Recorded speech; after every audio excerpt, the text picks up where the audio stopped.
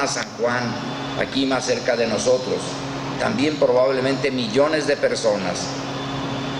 Entonces uno pensaría, van siguiendo a nuestro Señor. Pues sí, de alguna manera vamos en seguimiento de nuestro Señor. Pero hoy nuestro Señor, como si nos dijera, el seguimiento es mucho más que venir caminando detrás de mí. Es mucho más que estar simplemente caminando hacia un santuario, hacia un centro de peregrinación. Es mucho más. Yo recuerdo que los obreros guadalupanos aquí en la ciudad de León hacen una peregrinación el domingo anterior al 12 de diciembre y también son miles. Y lo digo así porque yo estuve encargado de esa peregrinación y de atender a los obreros guadalupanos durante 15 años. Y me impresionaba la cantidad de obreros que iban. Uno diría, son católicos fervorosos.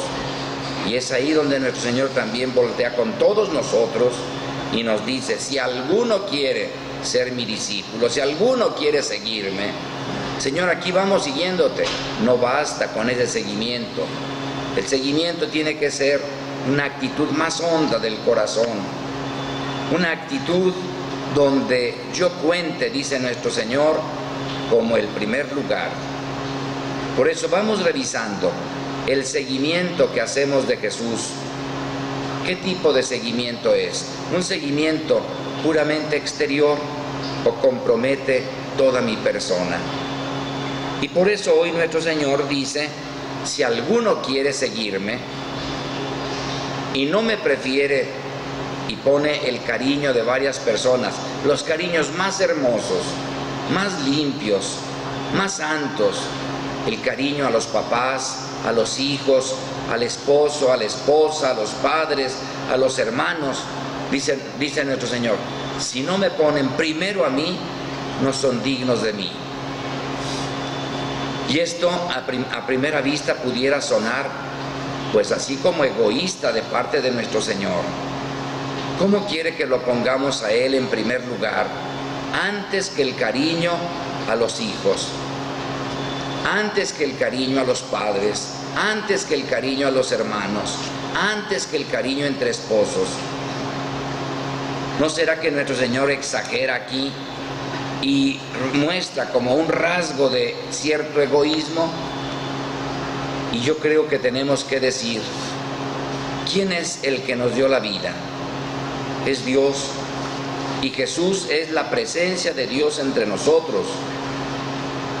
¿Quién es el que nos sostiene en la existencia, en cada latido del corazón? Es Dios. Un padre de familia, una madre de familia, antes de ser padre y madre, ya estaba unido a la fuente de la vida que es Dios. Depende de Dios. Y es por eso que nuestro Señor nos quiere hacer hincapié en que lo primero que debemos de cuidar es la fuente de la vida que es Dios en nosotros. La fuente de la vida en lo natural y en lo sobrenatural.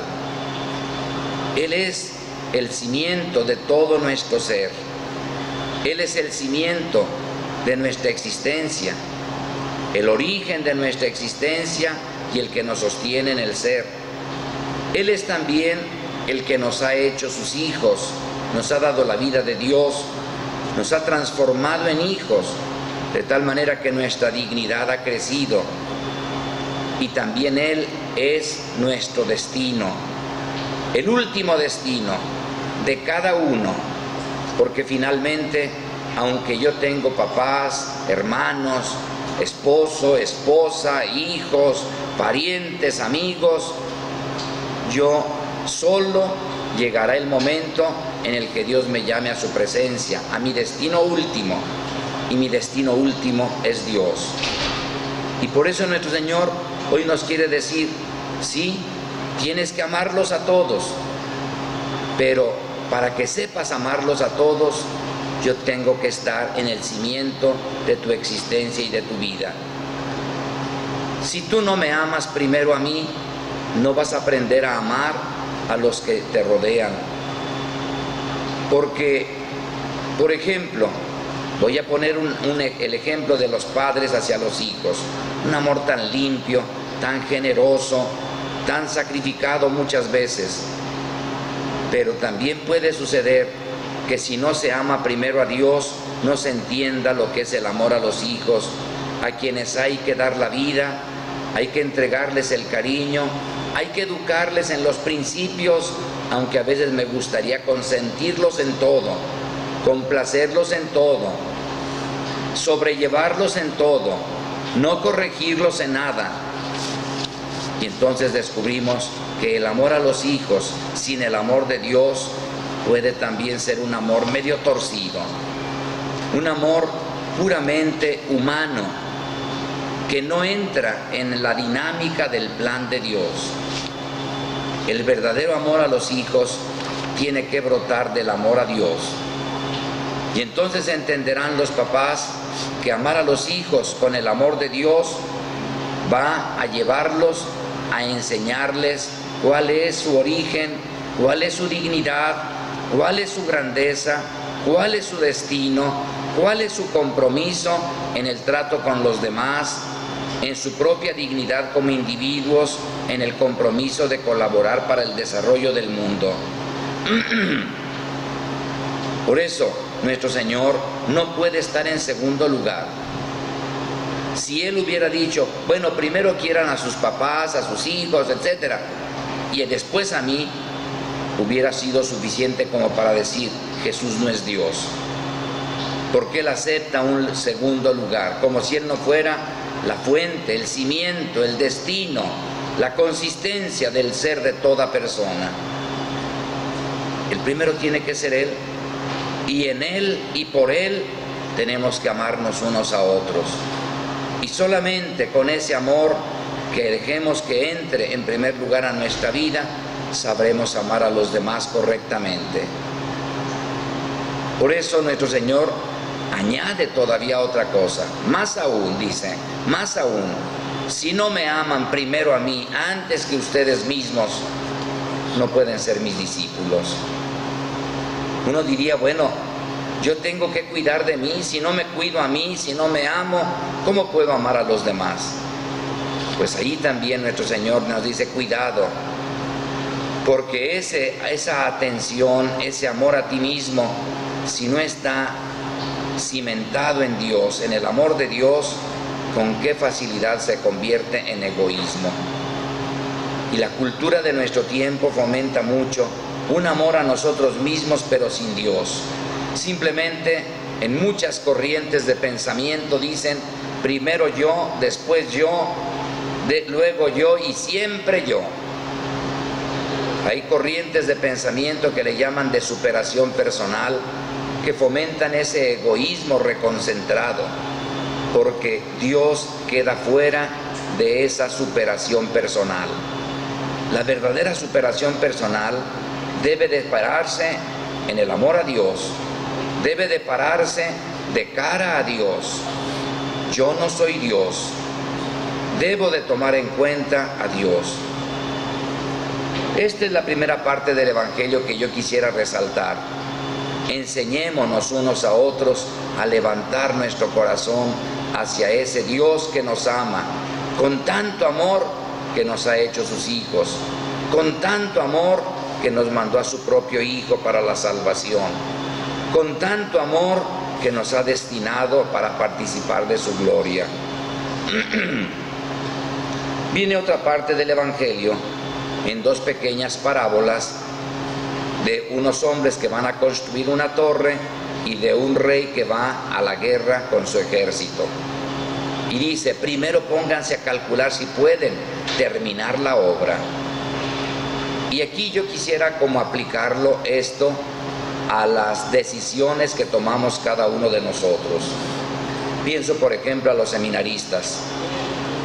¿Cómo los seminaristas deben de tener muy en cuenta esto?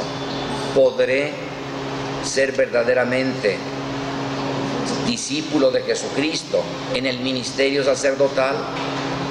Dios da la gracia, Dios da el llamamiento, pero tú podrás responder. mejor no empieces, o sea, no te expongas a quedarte a medio camino. Esto es muy notorio, pero también les diría a todos los jóvenes, hombres y mujeres que están viviendo el noviazgo, calculen si serán capaces de vivir lo que es esa vocación tan grande, tan hermosa, tan exigente como es el matrimonio.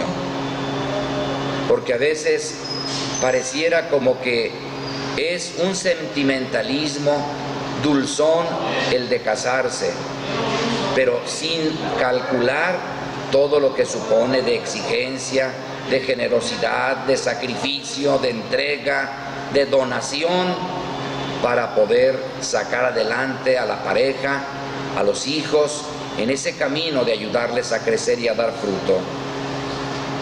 Qué triste es nuestra época en ese aspecto. Con qué facilidad se quiebran las parejas, con qué facilidad los matrimonios se desbaratan. A veces por cosas tan banales, tan insignificantes, pero que si uno se pone a analizar no se pusieron a calcular lo que significaba seguir a Jesucristo en el sacramento del matrimonio. Y por eso ante cualquier cosita fácilmente terminan, fracasan, se destruye aquella unión tan hermosa a la que nuestro Señor los había llamado. Por eso pónganse a calcular primero. El noviazgo no tiene que ser una relación para sentir bonito. Todo eso de sentir bonito tiene que darse porque es parte de la atracción. Ese deseo de vivir juntos, de estar juntos, de acariciarse, de besarse, todo eso es parte de la atracción. Pero también tiene que estar la parte más honda de la razón, del corazón, que nos diga, ¿soy capaz de una entrega generosa? No me estoy engañando, buscando simplemente que me complazcan en lo que a mí se me antoja. Por eso hoy nuestro Señor nos habla del seguimiento. Si alguno quiere seguirme, póngase a calcular si puede. Póngase a calcular si está dispuesto. Y esto es toda la vida. Yo lo digo por mí como sacerdote. Todos los días tenemos que estar en ese cálculo. Hoy puedo seguir a nuestro Señor. ¿De dónde me va a venir la fuerza? Precisamente de levantar mi mirada hacia nuestro Señor, de buscarlo a Él, de no buscarme a mí mismo, de saber que buscándolo a Él encontraré el camino, que Él será mi fuerza. Por eso, ser cristiano no es caminar por caminos egoístas, sino caminar por caminos de la grandeza a la que nos llama nuestro Señor, no con nuestras puras fuerzas, sino con las fuerzas de nuestro Señor. Si alguno quiere seguirme, es decir, si alguno quiere poner en mí su confianza, muy bien, yo seré su fuerza. Y esto es lo que tenemos que buscar. Jóvenes que están en el noviazgo, pongan en Jesús su fuerza y Él les dará la fortaleza para que no fracasen a medio camino. Y a cada uno nuestro Señor nos dice, venzan su egoísmo, pónganme a mí primero, búsquenme a mí primero, busquen el camino que yo les indico, acérquense a mí. Y entonces nuestro Señor será nuestra dicha, nuestra fuerza, el escudo que nos proteja. Que tengan un buen domingo.